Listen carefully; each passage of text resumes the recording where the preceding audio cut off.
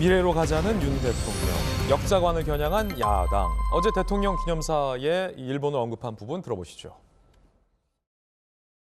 세계사의 변화에 제대로 준비하지 못해 국권을 상실하고 고통받았던 우리의 과거를 되돌아보아야 합니다.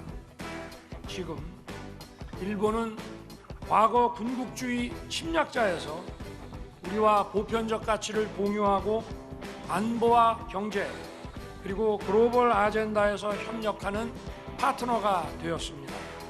안보 위기를 극복하기 위한 한미일 협력이 그 어느 때보다 중요해졌습니다.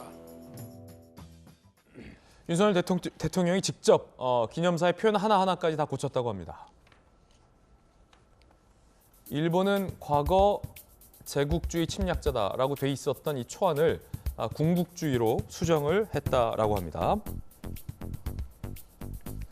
참모들에게 제국주의는 일본이 세계로 패권 확장하겠다는 의미, 군국주의는 일본 국민의 인권, 정의감도 훼손했다는 의미다라고 설명을 했다라고 합니다.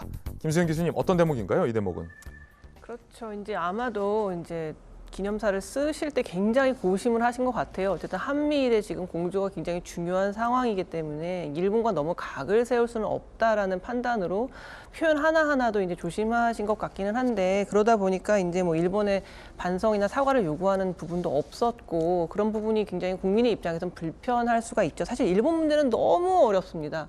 우리가 미래지향적으로 나가야 된다, 한일 관계를 이라고 말하는 순간 자칫하면 친일 프레임에 갇혀버리기 때문에 아무 말도 할 수 없는 게 사실 한일 관계예요. 그렇지만 어쨌든 지금 세계가 변화하고 있고 한일 관계가 좀 더 돈독해지는 게 중요하기 때문에 이제 그런 부분에 대해서 역점을 주신 것 같고, 그러니까 제국주의라는 말은 다른 나라를 지배하겠다라는 어떤 그러한 신념, 야욕 이런 것들을 담고 있는 반면에 군국주의라는 거는 이제 군사력 증강을 최우선으로 하는 그런 걸 이제 군국주의라고 하는데, 아마도 이제 윤 대통령은 이 군국주의의 피해자는 단지 한국뿐만이 아니라 일본 국민들도 고통받았다라는 얘기를 하고 싶었던 것 같은데, 저는 약간은 아쉬운 게 그래도 3.1절의 어떤 메시지라면 그래도 조금은 만약에 국군의 날에 뭐 한미일 공조에 대해서 이야기를 하시고 미래지향적인 관계를 얘기하셨다면은 훨씬 더 파급력이 큰데, 3.1절 메시지에는 조금은 그래도 일본에 대한 반성 이런 것들을 좀 요구하는 메시지가